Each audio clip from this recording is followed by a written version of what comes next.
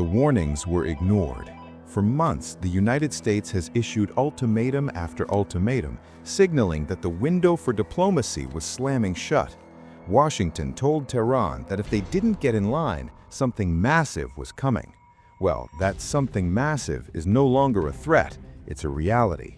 Right now, a historic U.S. Armada is amassing in the waters surrounding Iran.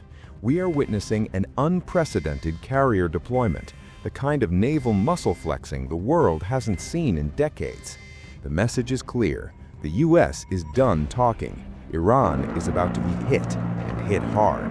To many observers on the ground, war doesn't just feel possible, it feels imminent.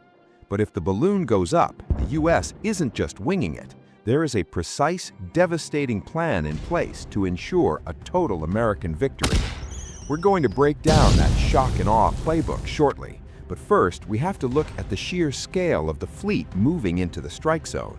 On February 12th, the New York Times dropped a bombshell report. The USS Gerald R. Ford, the most advanced aircraft carrier in human history, is officially on the move. Along with its full contingent of escort ships, the Ford has left the Caribbean and is steaming toward the Middle East. This isn't a freedom of navigation cruise. This is a combat deployment. Internal reports suggest the Pentagon doesn't expect the Ford back in its home port until at least April or May. Why? Because it's heading for a rendezvous with another Titan, the USS Abraham Lincoln. If the Lincoln sounds familiar, it's because it's already been haunting the Persian Gulf for weeks. It was sent there as the tip of the spear in a maximum pressure campaign against the Iranian regime. Now that campaign is entering a lethal new gear. By pairing these two carriers, the U.S. is sending a twofold message: power and experience. Let's talk about that experience. As the Military Times recently noted, the USS Gerald R. Ford isn't just a shiny new boat, it's a combat-proven platform. This was the primary carrier involved in the lightning-fast January raid on Venezuela, the operation that resulted in the capture of Nicolas Maduro. That surprise raid shook the world. It's highly likely aircraft launching from the Ford's deck were the ones responsible for the precision strikes that dismantled Venezuela's defenses in hours. For the mullahs in Tehran, that has to be a terrifying thought. The crews on these ships aren't just practicing, they are honed. They've seen recent combat. They know how to decapitate a regime, and they're ready to do it again. So, what does this super armada actually look like on paper? Military analyst Max Afterburner recently broke down the specific firepower the Ford brings to the table. Interestingly, the Ford isn't carrying F-35s on this run. It doesn't need to. The Abraham Lincoln already has plenty of those. Instead, the Ford is packed with F-18 Super Hornets and EA-18G Growlers. This creates a heady mix of strike airframes and specialized electronic warfare (EW) assets. These Growlers are the secret sauce. They are designed to blind enemy radar and, more importantly, fry the control links of Iran's massive drone swarms. When you team the Ford up with the Lincoln, the math becomes terrifying for Iran. We're talking about a 33% increase in sortie generation rate. That means more planes in the air, more bombs on targets, and a relentless 24/7 strike cycle that never lets the enemy breathe. While the Lincoln might lead the initial shock and awe waves, the Ford is there to turn a strike into a sustained war of attrition, one designed to dismantle Iran's military command from the top down. The BBC suggests this extra deployment is the X factor. While the U.S. might want a repeat of the Venezuela success, Iran is a different beast. Its military is significantly more capable, and the regional stakes are sky high. The U.S. has to balance this strike with the safety of its allies: Israel, Jordan, Qatar, and Bahrain. All of them are looking at the horizon, terrified of Iranian retaliation. By doubling the carrier presence, the U.S. is attempting to create a force overmatch so lopsided that any Iranian response is neutralized before it even leaves the launch pad. But why now? Why is the U.S. pushing the war button? It comes down to one word: consequences. The U.S. and Iran have been locked in a death spiral over a new nuclear deal. President Donald Trump has been blunt. On February 12th, he warned that failure to reach a deal would be very traumatic for Iran. He wasn't kidding. He's already moved to Phase 2. While the U.S. fleet moves into position, another player is preparing for the endgame. Reports from the Times of Israel indicate that Trump has given Prime Minister Netanyahu a green light.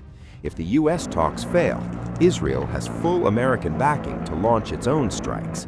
Netanyahu hasn't hidden his skepticism. He told a recent delegation that Iran is reliable on only one thing, that they lie and they cheat.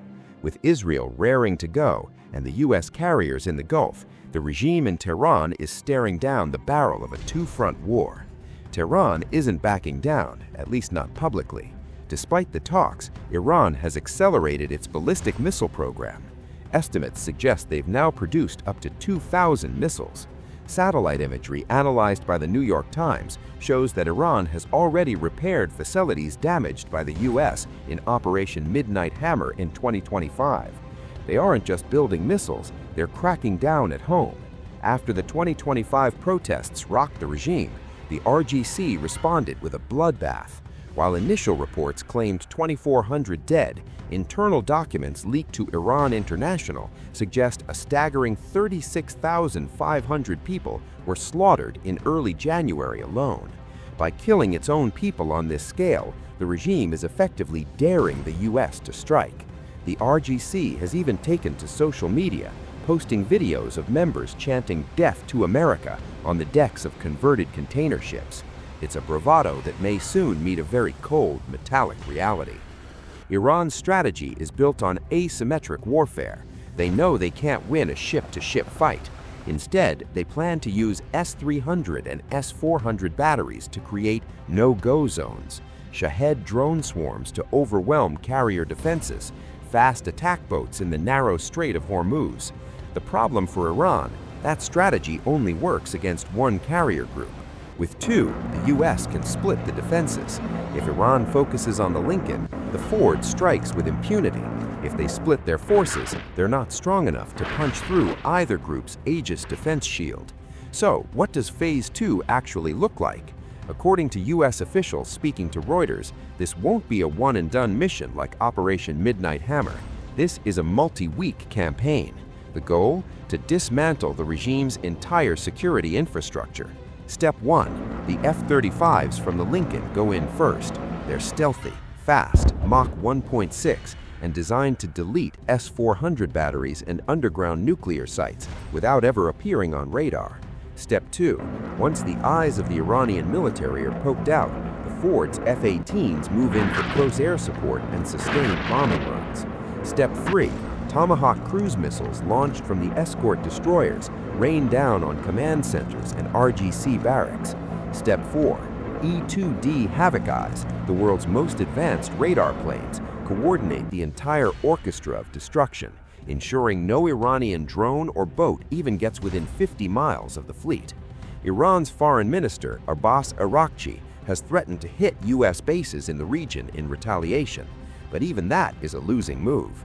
Every missile fired at a base in Qatar is one less missile fired at the carriers, and every strike on a base will be met with a disproportionate response from the 100-plus aircraft loitering just off Iran's coast. Iran is in a corner. They are quietly signaling through Deputy Foreign Minister Majid Takhtarevanchi that they might be willing to talk sincerely on February 17th in Geneva. Is it a stall tactic? Or has the sight of the USS Gerald R. Ford finally broken their resolution? The world finds out on February 17th. If no deal is reached, Phase 2 begins. And for the regime in Tehran, there may be no Phase 3. The clock is ticking. What do you think? Is this the end of the line for the Iranian regime, or is the US walking into a trap? Let us know in the comments. And if you want to see how this conflict affects Vladimir Putin's grip on power, click the video on your screen right now. Make sure to subscribe to The Military Show for the latest updates as this situation reaches its boiling point.